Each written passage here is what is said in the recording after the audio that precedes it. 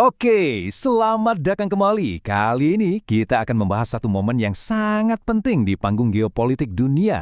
Sebuah momen yang mungkin Anda lewatkan, tapi dampaknya itu loh, terasa sampai sekarang.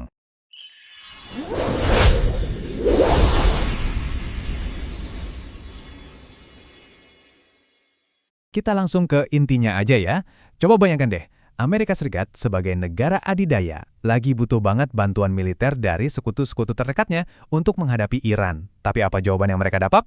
Penolakan, serempak pula. Nah loh, kok bisa begitu? Apa yang sebenarnya terjadi di sini? Dan ini bukan negara-negara sembarangan loh. Kita bicara soal Prancis, Jerman, Inggris, bahkan Australia dan Jepang. Ini kan ibaratnya sahabat-sahabat karibnya Amerika. Tapi semuanya kompak bilang enggak untuk mengirim pasukan ke Selat Hormuz. Aneh kan? Ini langsung memunculkan satu pertanyaan besar. Kenapa?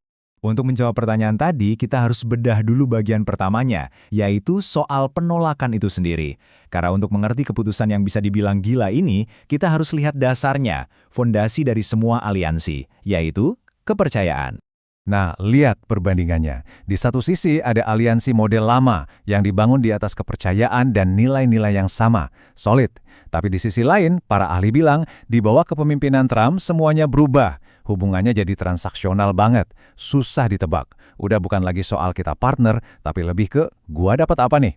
Pergeseran seperti ini, ya jelas, mengikis kepercayaan yang sudah dibangun puluhan tahun.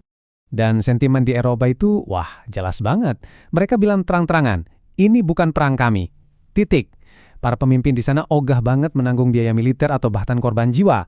Mereka mikir, udah, kita punya cara sendiri lewat diplomasi. Nah, ini nih yang bikin makin rumit. Kita masuk ke faktor kedua. Karena masalahnya ternyata bukan cuma soal kebijakan, tapi udah masuk ke ranah personal. Semuanya terkait langsung sama karakter presidennya saat itu.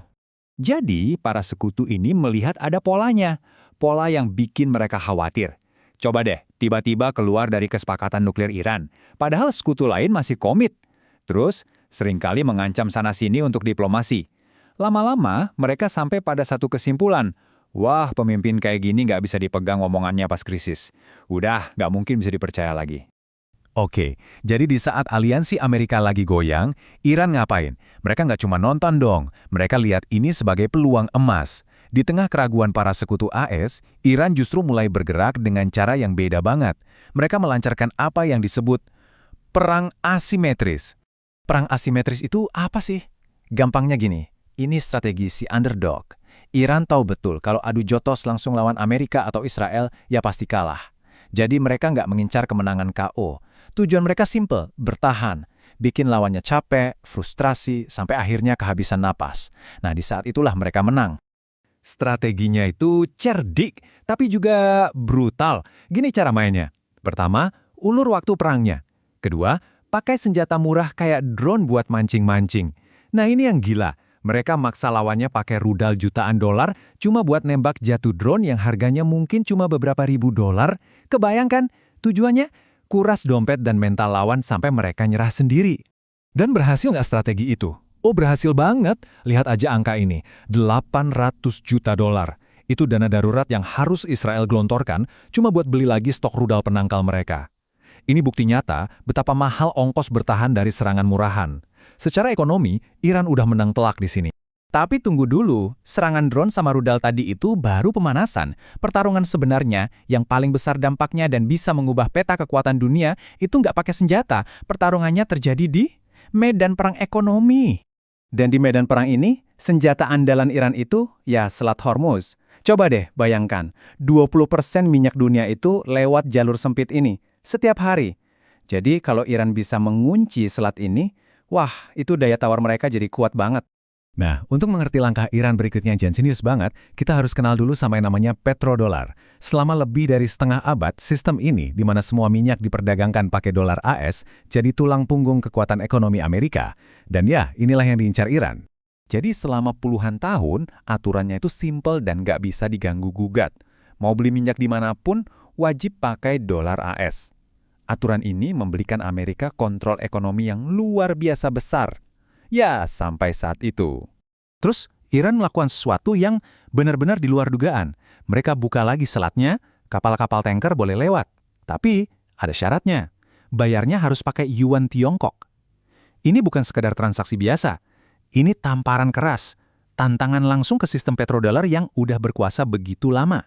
Dan ternyata, Iran nggak main sendirian. Langkah ini adalah bagian dari gerakan yang jauh lebih besar di seluruh dunia, de-dolarisasi. Negara-negara seperti Tiongkok dan Rusia, mereka semua lagi aktif banget bikin sistem keuangan alternatif. Tujuannya? Ya, untuk menantang dominasi dolar dan mengurangi pengaruh ekonomi Amerika di panggung dunia.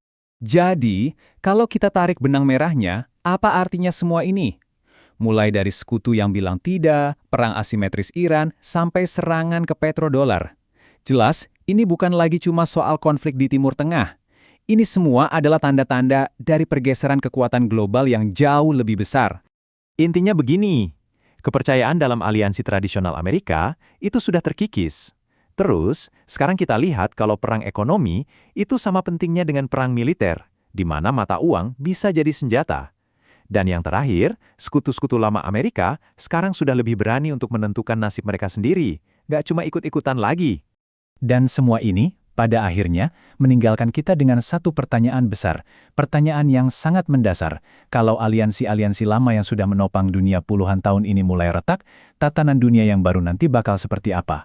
Satu hal yang pasti, gema dari kebuntuan ini akan terus kita rasakan bertahun-tahun ke depan.